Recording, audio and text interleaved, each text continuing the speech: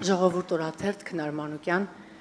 պարոն նախագահ, ես իմ գործիքերից նախապես ներողություն եմ խնդրում, երկու հարց ունեմ, մեկը քաղաքական, մյուսը իրավական, ձեր հետագա ճակատագրի հետ կապված։ Սկսեմ քաղաքականից։ Քաղաքական դաշտում տարբեր գործիչներ, վերլուծաբաններ, այդ թվում եւ ազատ կարծիք արտահայտելու համար բանտարկված Միքայել Սրբազանը հայտարարել էր, որ նախկին նախագահները չպետք է մասնակցեն ընտրություններին, պետք է դուրս գան քաղաքականությունից, որպեսզի Նիկոլ Փաշինյանին հաղթելու շանսերը մեծանան։ Ինձ հետաքրքիր է մտածել եք երբևէ այն մասին, հնարավոր է հանուն Փաշինյանի նկատմամբ հաղթանակի դուք դուրս գա քաղաքականությունից։ Իսկ ձեր ազնական կարծիք ոնց է Միքայել Սրբազանից մի քիչ բան անենք։ Հետարքիր։ Իրավունք չունեք ասելու, չէ, դուք ուղղակի բանը, ասենց պասը տալիս եք Միքայել Սրբազանին, դրա համար հայտարարել է պարոն նախագահ։ Այդ թվում նաև բազմաթիվ քաղաքական գործիչներ, դրա համար հողում եմ անում իրենց եւ ինձ հետաքրքիր է ձեր կարծիքը։ Դուք sense մի կողմ եք քաշում, համոզված եմ, որ դուք Լավը փաստերի հետ է։ Եղավ, լավ, նայեք։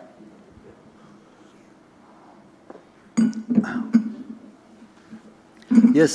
ուրիշ նախագահների անունից իրավունք չունեմ խոսալու եւ չեմ ուզում խոսալ։ Հիմա ինչ վերաբերում է կոնկրետ ինձ։ Կարծում եմ 21 թվականի ընտրությունները ցույց տվեցին, որ ես ունեմ ինչ որ չափի ազդեցություն եւ ինչ որ մի զանգվածի, որի չափի մասին չեմ ուզում խոսալ, կոնսոլիդացման հնարավորություն։ Հիմա պատկերացրեք 21 թվականին ես չմասնակցեի։ Ունենք օրինակը 18 թվականի ընտրությունների դեկտեմբերին։ Հիշում եք։ Մի հատ նայեք ինչ արդյունքներ է եղել։ Եվ ավելի լավ խորհրդարան մենք ունեինք, թե ավելի վատ։ Բավարար է իմ մասնակցության ձայները, ոչ բավարար չի։ Կուզենայինք, որ եւս այլ ուժեր ստեղծվեն, որոնց հետ համագործակցությունը կբերի իրավիճակի փոփոխություն։ Այո, կցանկանանք եւ արտահայտում ենք դրա մասին շատ պարզ եւ հասկանալի ձևով։ Հիմա ինչ վերաբերվում է կոնկրետ ինձ, իմ թիմը մասնակցելու է եւ իդեպ, երբ որ ասում են նախագահների մասին, առաջին նախագահը ՀԱԿ կուսակցության առաջնորդ, ճիշտ է։ Հիմա եթե ՀԱԿ կուսակցությունը մասնակցում է ընտրություններին կամ հայտարարում է, որ մասնակցելու է ընտրությանը,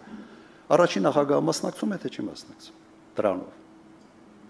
Հանրապետական կուսակցության առաջնորդը երրորդ նախագահն է։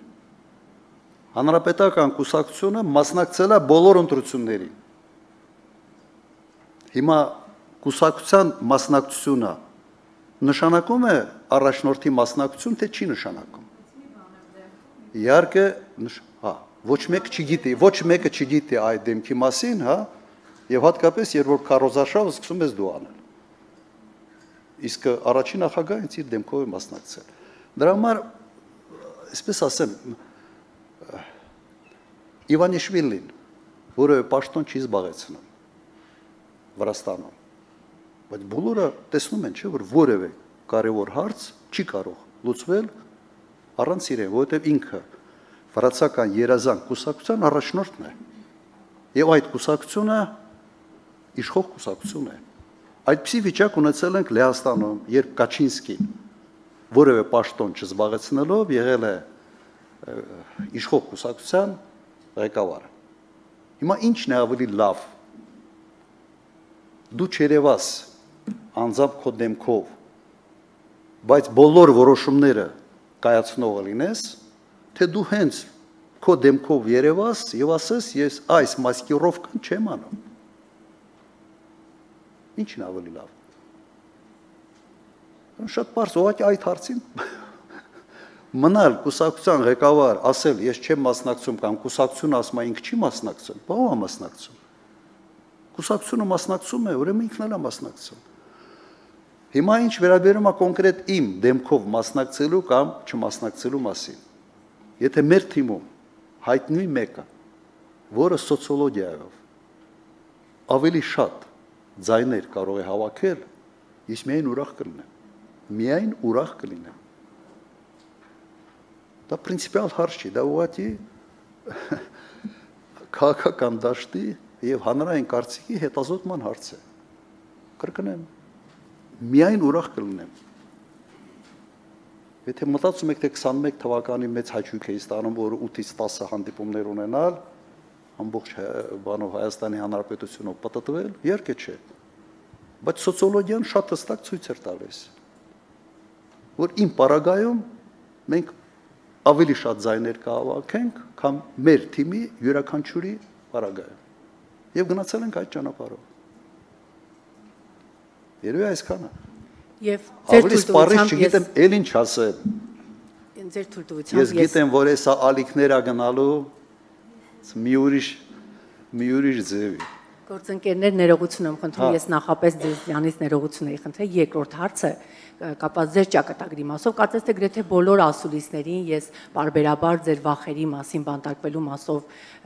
հնչեցնում եմ, բայց այս անգամ այլ իրավիճակ ունենք։ Մասնավորապես 2001 թվականին Պրիվետ ռոբ արտահայտության համար Պողոս Պողոսյանը Արագած սրճարանի զուգահանում անզգույշ քաշքշուկի արդյունքում սպանվեց։ 24 տարի անց արտաշիրում է իրականացվելու եւ տեղեկություններ կան, որ Նիկոլ Փաշինյանի իշխանությունը ցանկություն ունի ձեզ կալանավորել։ Կրկին հարցս ուղում եմ։ Դուք չեք վախենում կրկին հայտնվել բանտում։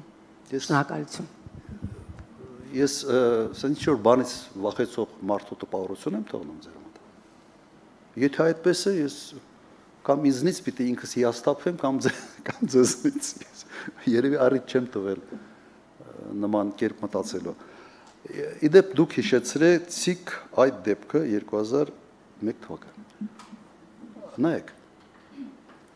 դուք գիտեք որտեղ եմ ես եղել, երբ այդ դեպքը կատարվել է։ Ես որտեղ եմ եղել։ Վկա, որը ստեցան ասում է, որ Պամփուչյանը այնտեղ է։ Ես մեր տունն եմ եղել։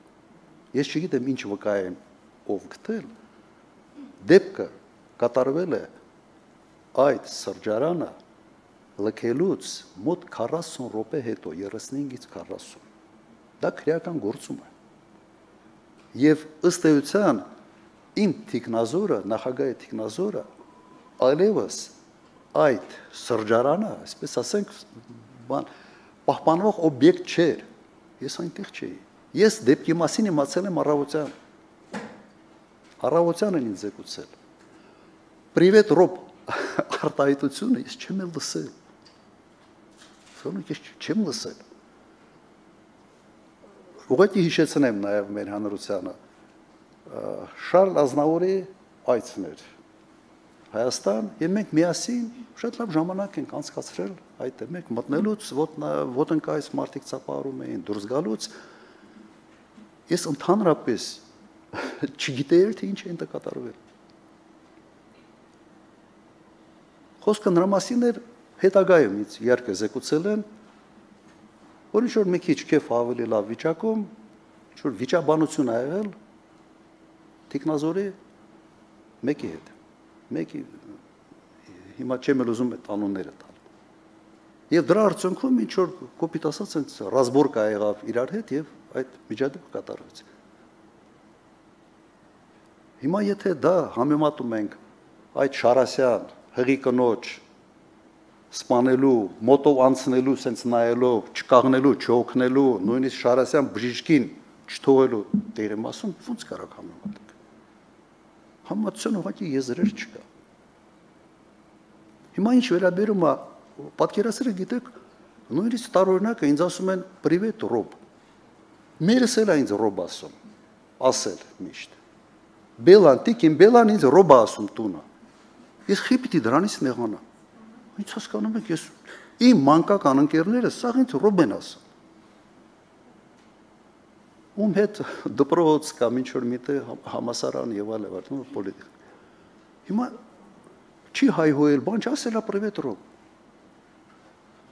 Ու ես դրանից պետք է նեղանամ, լավ, այդ աբսուրդը կամ հիմարությունը շատ կներեք, բայց մի բառեր կօգտագործեմ, այդ էշությունը տարածում ստացավ։ Այդ միջադեպի մասնակիցը անմիջապես ազատվեց աշխատանքից։ Անմիջապես, հենց որ ինձ զեկուցեցին, դատվեց։ Անմիջապես։ Հիմա ես նույնիսկ չգիտեմ, էլ ինչ ձևով պետք է իշխանությունը արձագանքեր։